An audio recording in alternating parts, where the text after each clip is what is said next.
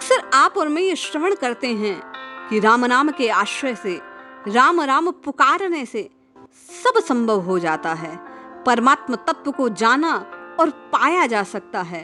किंतु ये साधन कैसे संभव होता है? क्या परमात्म तत्व की प्राप्ति हर एक के लिए हर समय संभव है? यदि हाँ, तो किस प्रकार, कैसे नाम जपा जाए, किस प्रकार नाम जपा जाए, किस विधि से नाम जपा जाए कि परमात्म तत्व को प्राप्त किया जा सके? इन सभी प्रश्नों के समाधान के लिए हम आप परम पूज्य स्वामी श्री राम सुखदास जी महाराज की वाणी से एक लेख को श्रवण करते हैं। निश्चय जानिए, इस लेख को श्रवण कर हम आप सहज रूप से राम राम राम पुकार कर इस राम तत्व को, परमात्म तत्व को, प्रभु को प्राप्त कर लेंगे। जय श्री हरि। पूज्य गुरुदेव के चरणों में बारंबार प्रणाम। सभी नामनश्ट साधकों को जय जय श्री सीताराम। पूज्य स्वामी जी लिखते हैं कि प्राय सामान्य साधकों की ऐसी धारणा है कि परमात्म तत्व की प्राप्ति कठिन कार्य है, पर वस्तुतः वह कठिन है नहीं। हमने अपनी भ्रांत धारणा के कारण ही उसे कठिन और अगम मान रखा है। यहाँ यह शंका की जाती है कि स्वयं भगवान श्री कृष्ण ने इस कठिनता की ओर संकेत किया गीता में कि हजारों मनुष्यों से कोई एक मेरी प्राप्ति के यत्न करता है और उन यत्न करने वाले योगियों में से भी कोई ही मेरे परायण होकर मुझको, मेरे तत्व को अर्थात यथार्थ स्वरूप को जानता है। पूज्य स्वामी जी कहते हैं, पर विचार पूर्वक देखे तो इस श्लोक का तात्पर्य परमात्म तत्व की प्राप्ति में कठिनता न बतलाकर इस मार्ग पर चलने वालों की दुर्बलता बतलाना है। मनुष्य देह मिलने पर भी अधिकांश लोग इस मार्ग पर पांव नहीं रखते। अपने उद्धार का ऐसा अवसर मिलने पर भी भोगों में आसक्त रहते हैं। ये नहीं सोचते कि हम जो कुछ कर रहे हैं उसका परिणाम क्या होगा। वे अंधाधुंध एक दूसरे का अनुकरण करते हुए दुर्गति को प्राप्त होते हैं। उपयुक्त श्लोक द्वारा भगवान ने परमात्म तत्व प्राप्ति के लिए सच्ची लगन के प्रयास करने वाले मनुष्यों की कमी बतलाई, न कि उस तत्व की प्राप्ति में कठिनता।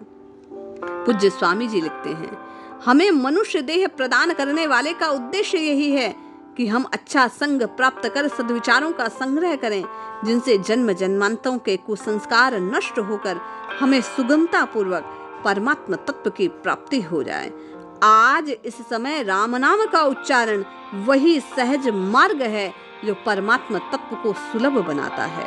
पूज्य स्वामी जी लिखते हैं, भगवान को परमात्म तत्व की प्राप्ति में सुगमता बतलाते हुए कहा, अनन्य चेता सततम यो माम स्मृति नित्य से। हे अर्जुन, जो पुरुष मुझ में अनन्य चित होकर नित्य निरंतर मुझ पुरुषोत्तम का स्मरण करता है, उस नित्य निरंतर मुझ में युक्त हुए योगी के लिए मैं सुलभ हूँ, अर्थात उसे सहज प्राप्त हो जाता हूँ। पूज्य स्वामी जी कहते हैं, ऐसी सुलभता होते हुए भी परमात्म तत्व को जानने वाले बहुत कम। इसका कारण क्या? इसका मुख्य कारण है अधिकांश मनुष्य तात्कालिक क्षणिक दिखने वाली सुख भोग पदार्थ संग्रह में लगे रहते हैं। वे प्रत्यक्ष दिखलाई न देने वाले इंद्रियातीत ईश्वर के सम्मुख होते ही नहीं। यदि साधक की प्रवृत्ति परमात्म तत्व की ओर होगी तो वह दुराचारी से दुराचारी क्यों न हो, उसे निश्चय अपने लक्ष्य की प्राप्ति शीघ्र हो जाएगी। भगवान ने स्वयं गीता में वचन कहा, यदि कोई अतिशय दुराचारी भी अनन्य भाव से मेरा भक्त होकर मुझको भजता है तो वह साधु जानना चाहिए, यथार्थ निश्चय वाला है। इसी प्रकार रामचरितमानस में गोस्वामी जी कहते हैं, जो नर होए चराचर द्रोही, आवे सबे सरन तकि मोही, तजिमद मोह कपट चल नाना, करहु संध तेहि साधु समाना। तात्पर्य ये कि साधक दृढ़ निश्चय करके अपनी प्रवृत्ति को परमात्मा तत्व की ओर मोड़ ले तो उसके लिए परमात्मा की प्राप्ति कठिन नहीं अपितु अत्यंत सरल सुलभ परमात्मा तत्व की प्रवृत्ति होने मात्र से पूज्य स्वामी जी कहते हैं कि परमात्मा को पाना सहज हो जाता है। पूज्य स्वामी जी कहते हैं कि भगवान ने गीता में कहा कि शीघ्र ही धर्मात्मा हो जाने वाला, सदा रहने वाली परम शांति को प्राप्त होना चाहता है, वह केवल मुझ में चित्त लगाए। इसी प्रकार ज्ञान मार्ग में प्रवृत्त होने वाला पापी से पापी साधक भी उस परम शांति को प्राप्त कर लेता है। इसमें कोई शंका नहीं। हम आप आज तक क्या करते रहे, कैसे करते रहे, क्यों करते रहे, इन सब से ऊपर उठकर यदि ये तत्व जानने का प्रयास कर लें, दृढ़ संकल्पवान हो जाएं, तो निश्चय ही राम राम राम रटकर स्वामी जी कहते हैं राम जी को पाना सहज हो जाता है। यहाँ यह शंका हो सकती है कि पापी तो इसका अधिकारी ही नहीं हो सकता, फिर उसे ज्ञान रूपा नौका मिलना तो अत्यंत कठिन होगा।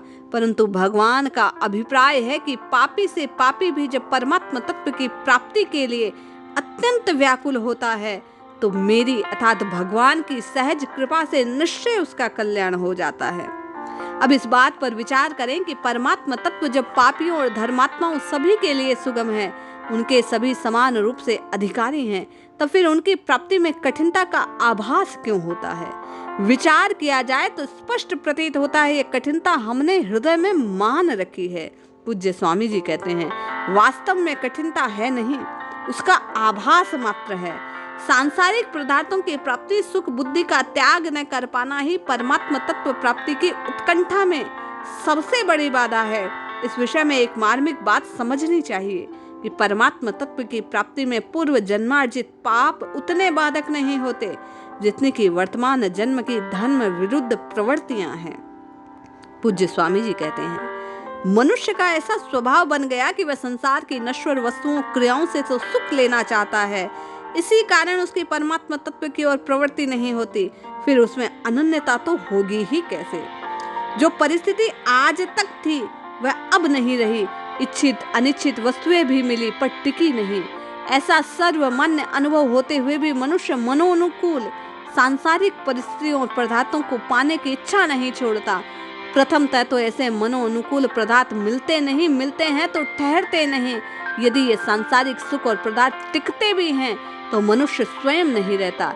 इस अकाट्य सिद्धांत को कोई बदल सकता नहीं। फिर भी अपने अनुभव की उपेक्षा कर हम आप सांसारिक अभिलाषाओं का त्याग नहीं करते, वरन तेजी से उनकी ओर दौड़ते हैं। पूज्य स्वामी जी कहते हैं जो कुछ संसार में प्राप्त होता है उसे हमें संतोष नहीं होता, और ये सांसारिक सामग्रियां अधिक से अधिक प्राप्त हो जाती, ऐसी इच्छा बराबर बनी रहती है। इससे यह पता चलता है कि सांसारिक पदार्थों से सदा के लिए तृप्ति नहीं हो सकती। आज तक किसी की तृप्ति हुई नहीं। शास्त्रों में कहा गया कि लोक में जितने धन धान्य सुवर्ण पशु स्त्रियां हैं वे सब मिलकर भी विषयग्रस्त पुरुष के चित्त को संतुष्ट नहीं कर सकते।